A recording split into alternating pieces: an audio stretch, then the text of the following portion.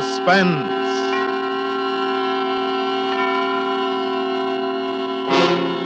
Present Miss Bette Davis in Goodnight, Mrs. Russell, a suspense play produced and edited by William Spear.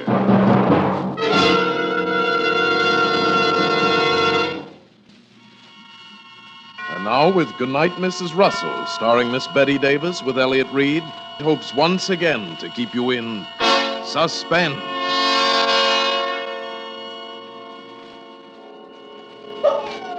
There's no escaping now. He hasn't said a word for 10 minutes. I know he's turning over in his mind how he's going to kill me. Argument and reasoning are useless. It's almost dawn now. In a little while, the milkman and the paper boys will be making their rounds. I'll be dead.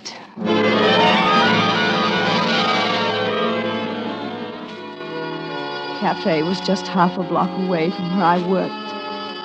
It was a small, pleasant little place, spotlessly clean, with a large plate glass window on the sidewalk. And there was always a beautiful-looking roast turkey and a juicy baked ham in the window, and you could watch Henry carve off succulent pieces of meat and arrange them into neat sandwiches with an olive and a dab of potato salad on the plate. Every noon, all of us who worked in the Hilmar building would go there for lunch. We crowded in on the high stools and jabbered, as women do, while Henry patiently served us and put up with our female chatter. He was always the only one there. How are you today, ma'am? Fine, thank you, Henry. How about some of your nice baked ham? Yes, ma'am. Coming up. He was always especially nice to me. I suppose that was because I'm, well, a little older than the others. The other girls are all very young, very cute. Henry always seemed uncomfortable a little with them. Yes, ma'am. Coffee? Please, and I believe I'll have some of your cherry pie. You're an excellent cook, Henry. Well, thank you, ma'am. I'm glad you think so. 20 and 15's 35, and... Henry had been right in the middle of adding up my check when he stopped and stood very still and looked out of the corner of his eye with his head cocked on one side as though he were listening to something. His expression was a little horrified. I thought maybe he'd heard a sound that meant something to him, you know, like the refrigerator out of order or something. And then all of a sudden he shook his head and brushed away whatever it was he'd heard. 20 and 15's 35 and 45. You should try one of my dinners sometime, ma'am. Henry, how about some service? Oh, excuse me, ma'am. That was Henry. Oh, one other thing. Funny, but Henry never smiled. Perhaps I should have realized about him because of that. But I didn't. He was so nice and clean and polite, I rather liked him. As a rule, I make my own dinner in the apartment, but one night I had to work quite late at the office, and I decided to stop by Henry's and get a little bite before catching the streetcar home. Ever since my husband's death, I felt just a little uneasy on the streets alone at night. I was glad to see the bright light in Henry's little cafe down the block. Henry was alone inside, and I could see him fussing around, cleaning up the place. He didn't hear me approaching. What's that? Oh, you frightened me, ma'am. I didn't hear you coming. I just thought I'd try one of your dinners tonight, Henry. You mentioned it. Yes, I know. Sit down, won't you, ma'am? You weren't closing or anything? No, not at all. What would you like? Oh, I'll try your number 4 dinner. Number 4. Yes, ma'am.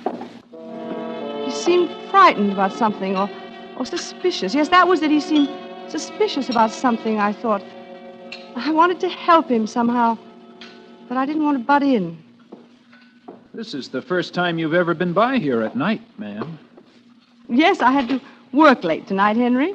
Didn't want to go home without dinner, you know. I see. Is something wrong, Henry? No. I'll get the rest of your dinner. Delicious soup, Thank you, ma'am. You don't often work late, do you?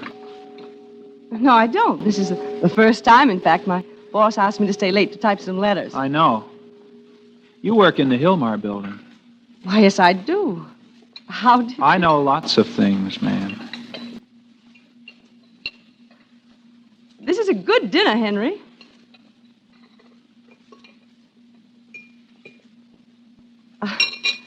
I guess I'm not as hungry as I thought I was. I'm afraid I'm going to have to leave some of it. I thought you liked my cooking. You said so just the other day. Oh, I do. I think you're a fine cook, Henry. I'm just not hungry tonight. I waited too long to eat, I guess. You don't have to make excuses, ma'am. If you didn't like it, just say so. Oh, no, I mean it. Your food is wonderful, Henry. If it weren't, I wouldn't have come here. Wouldn't you? No. Now, could I have my check, please? 85 cents, ma'am. All right. There you are, Henry. You may keep the change. I'd rather not, ma'am. Here. Very well. Good night, Henry. Good night.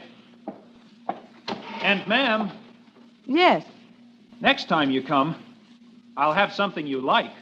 but I did like. Oh, good night, Henry. Good night, Mrs. Russell. It was good food, but I felt ill at ease in there for some reason. That's why I couldn't eat. I decided not to go back there alone. Rather hard to talk to Henry. And I didn't go back alone. That is, not for 3 weeks. Had to work late, and again, and for the last time, I went to Henry's.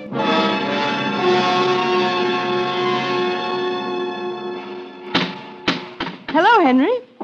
Ah, you decided to try me again, I see. Why, Henry, I've been eating here every day. Not at night. What's the difference? Well, in the daytime, you're always with your friends. I like to eat with my friends. Now, come on, let's have no more of this silly talk. How about one of your wonderful dinners, Henry? I promise to eat all of it tonight. All right, ma'am. Which one? I'll try the number 4 again, please. I think that way I can convince you I really like it. Why? Why? Oh, because I think 4 is lucky, don't you? All right, ma'am. It's all ready. Don't have many customers at night, do you, Henry? No, ma'am. Not many. I'm surprised you stay open. Are you? There you are. I hope... Henry, what is it? You seem to be listening for something. Is there... Are you enjoying your dinner? I hate to sound like I'm prying. I know it isn't my business at all, but I do think something's bothering you. Do you?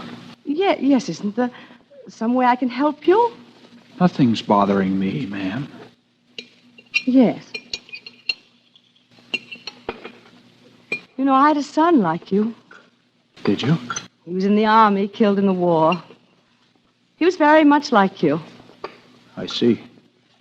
That left me all alone in the world. My husband Leonard died 4 years ago.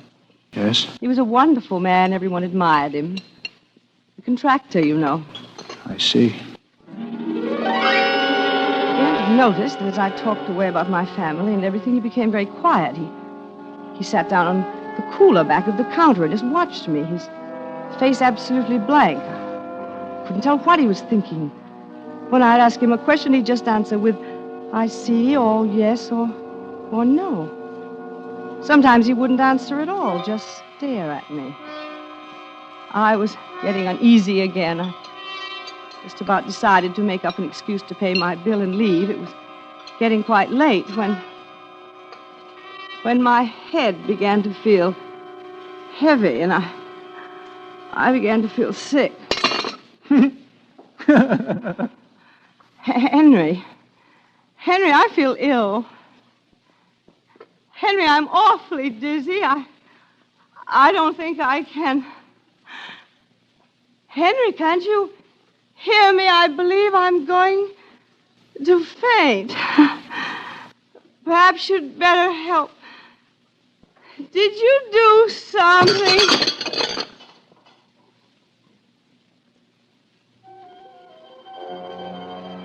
Good night, Mrs. Russell.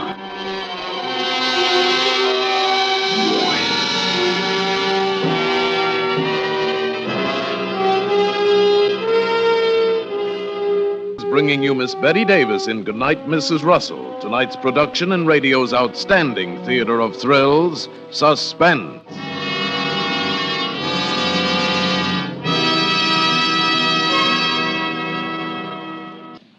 And now brings back to our Hollywood soundstage our star Bette Davis with Elliot Reed in Goodnight, Mrs. Russell, a tale well calculated to keep you in suspense.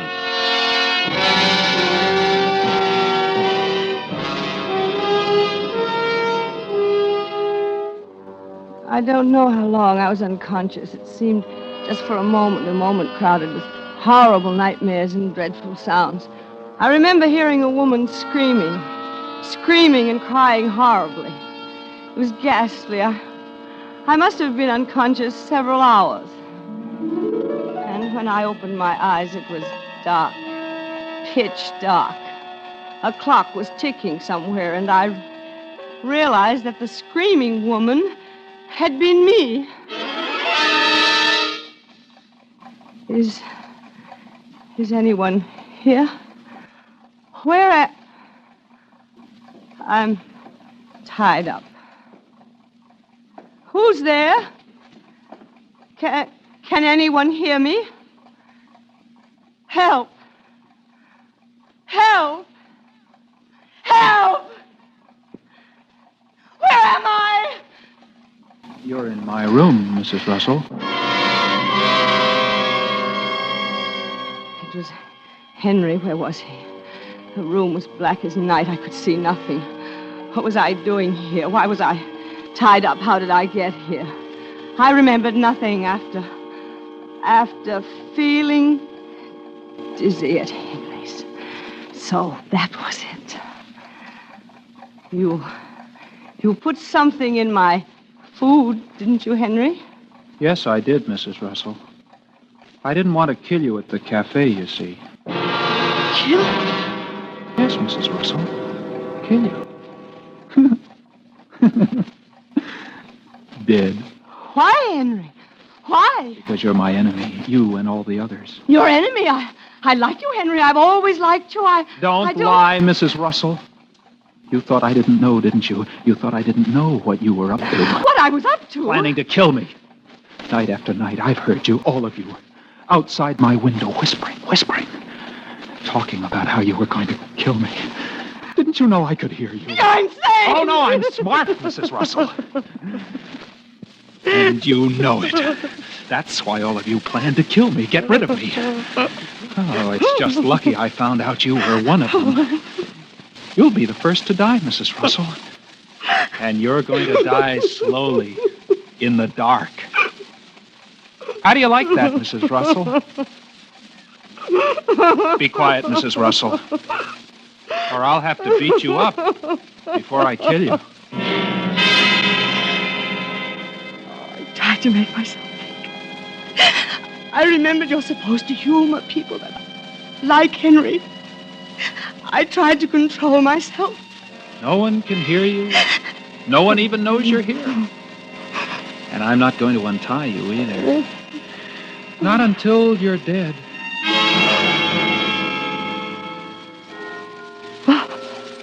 Henry, I'm only an... You'll lie here in the dark and listen to the clock for half an hour. Just half an hour, Mrs. Russell. And then I'll kill you. You see, I want you to suffer like you've made me suffer. Henry, I'm just an ordinary woman. Oh, I'm smart enough to see through those remarks you made. Remarks? Always talking about what a good cook I was. As if you felt I wasn't a man. I know what you were thinking. Henry, I didn't mean anything of the sort. I really... And then rubbing it in about your precious son in the army. Rubbing it in, torturing me. Henry, that's wrong. And always ordering number 4 dinner. Oh, I'm smart, you see, Mrs. Russell. I can figure things out. Number 4 is lucky, you said. 4 for 4F, you meant. Henry, Henry, all those things, they were your imagination. I didn't mean them that way at all. I didn't know about the army. Weak excuses, Mrs. Russell. You're like all the rest. I'm too smart for you, and you know it. So you want to kill me. I'm a dangerous enemy, Mrs. Russell. Oh. How long have I got to live, Henry? Oh, a half hour. I don't know. The alarm will ring, then I'll kill you. I was resigned to it then. It seemed so hopeless. But then I thought if I could just get him to turn on the light, I might see a way out. It was a forlorn hope, but I tried it. Henry? Henry? How do you know you set the clock right? Henry! I heard you. No, you didn't answer. I thought... You thought you could get me to turn on the light. Sorry, Mrs. Russell. Henry? You're torturing yourself more than you are me, Henry. Do you know that? What do you mean? Well, you don't know when the alarm's going to ring either. You must be sitting on the edge of your seat waiting to hear it. Aren't you? You see, when it rings, I know that I'll have to die, but you know that you'll have to commit a terrible crime. Murder, Henry. Shut up. It is true, then, isn't it? You can't trick me into turning on the light. I'm too smart for that. Oh, you're going to suffer in the dark. As I have.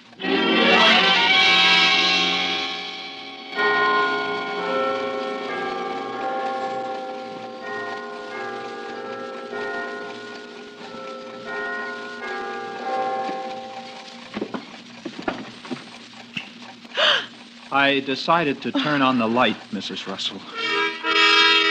At first, I was blinded, having been in the dark so long. Then I saw his hands. They were long and slim and brown.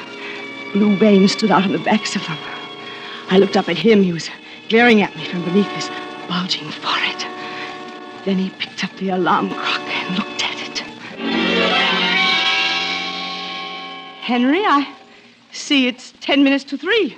Yes, Mrs. Russell. You have 10 minutes to live. Can you wait? It was a tiny, neat living room. I was on a couch. The shades were down. There was no phone. Or the front door might be unlocked. It might be. I can wait, Henry. 8 minutes now. Somehow, with the lights out, I felt more optimistic, though.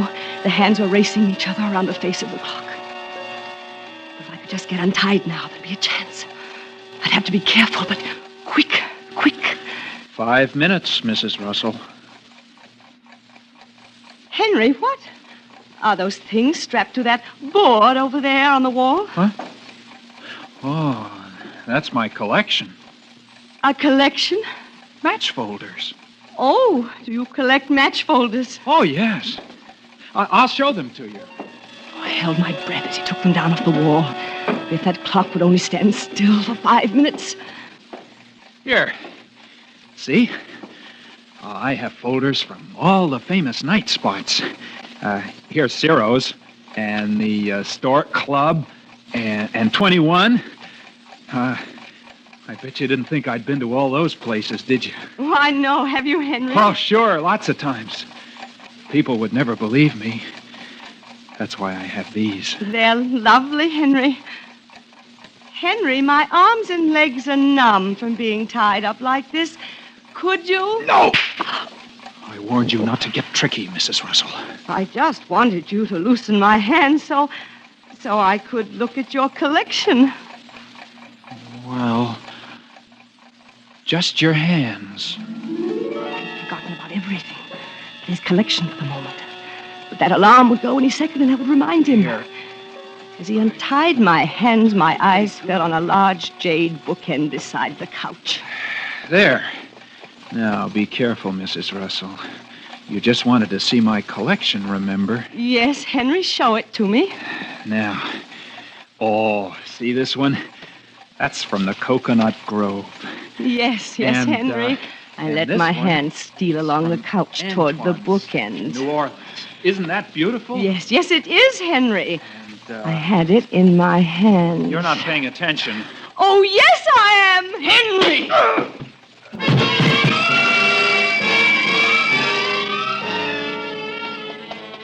I don't remember doing it, but somehow I'd gotten the bindings off my feet, and I was outside in the night. He'd been telling the truth. His house was completely isolated on one block. I ran down the block as hard as I could. I didn't even think about direction, just ran. I knew he'd come to in a minute, and I had to get out of sight. I'm not used to such exercise, and my heart was pounding so hard it ached. In the middle of the next block, I stopped for a moment and leaned against a tree to breathe. And I looked back and I saw him. I could see him beneath the street lamp. He'd stopped, not knowing which way I'd gone. He was wild. His mouth was hanging open loosely. I shrank back further in the shadows and prayed he'd go the other way. He didn't. He started walking rapidly again in my direction. There was a house on this block, a big rambling place. It was after 3 a.m. and the people would be asleep, but I knew I could run no further. Help! Help! Let me in, please! Please open the door! Open! And then I saw the note pinned to the door. It said no milk for 10 days.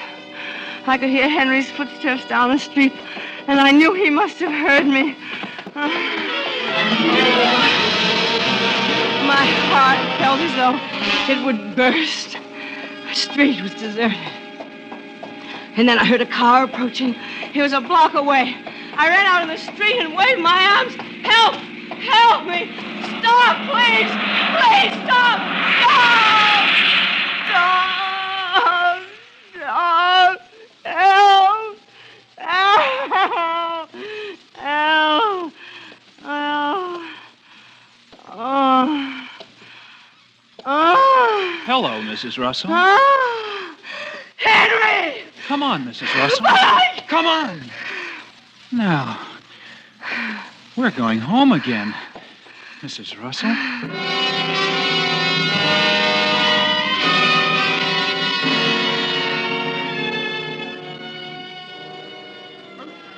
There's no escaping now.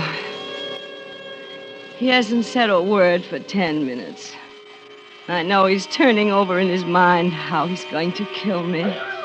It's almost dawn now. In a little while, the milkman and paper boys will be making their rounds. I'll be dead. You shouldn't have tried to get away, Mrs. Russell. You made me very mad. I know. You shouldn't have hit me either.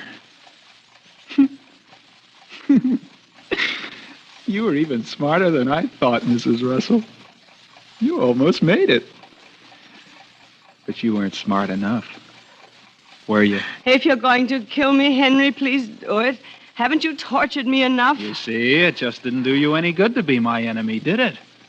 Oh, I don't like to kill you, but I have to. It's the only way I can protect Don't myself. you see you're not well, Henry? Please try to listen to me. I'll have to kill all the others, too. If I don't, they'll kill me. The others. Oh, don't pretend you don't know, Mrs. Russell. Oh, I've heard them whispering about me. You must have heard them, too. The voices. The voices? All the time. Just like I told you. When I'm at work and even here at home, I hear them plotting. They don't know I know. Henry, there's no one. It's all an illusion. Don't you see? Just like you are. They're afraid of me because they know I can outsmart them. I'm too clever for them, and they know it. That's why they want to kill me. That's why you want to kill me, isn't it, Mrs. Russell? I don't want to kill you, Henry, if only there I've was... sort of got to like you, Mrs. Russell. If you weren't dangerous to me, I might let you live. I'm not dangerous to you, Henry. Oh, yes, you are. I've decided to choke you. If you close your eyes, it will happen very quickly. You'll hardly know it. Are you ready, Mrs. Russell? Please don't struggle. It'll be much easier for both of us. Aren't you going to close your eyes? No. that? What? Listen. You can hear them. Don't you hear them? The voices. The voices. The voices. Don't you hear them? Yes, I hear them, Henry. See? Now you believe me, don't you? You hear what they're saying? Yes. Yes, it's just as you said, Henry. They must be right near. Yes, right near. Oh, there are a lot of them. Too many! You'd better hide, Henry. Yes. Yes, but where? They sound louder all the time. They're getting closer. Have you a closet? Yes, that's it.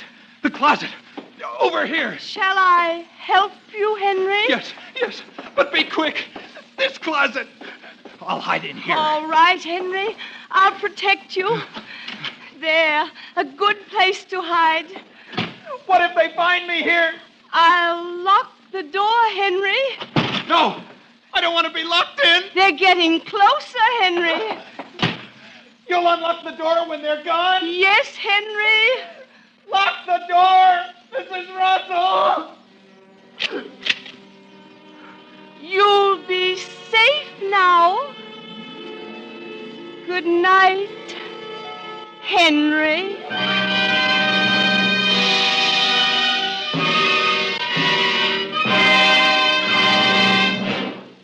Suspense, tonight's star, Miss Bette Davis with Elliot Reed. Next Thursday for Suspense, it is, as we say, A tale well calculated to keep you in suspense. tonight's Suspense play was produced and edited by William Spear and directed by Norman MacDonald. Music for Suspense is composed by Lucien Morawek and conducted by Lud Gluskin. Good Night, Mrs. Russell was an original radio play written by Ben S. Hunter. This is CBS, the Columbia Broadcasting System.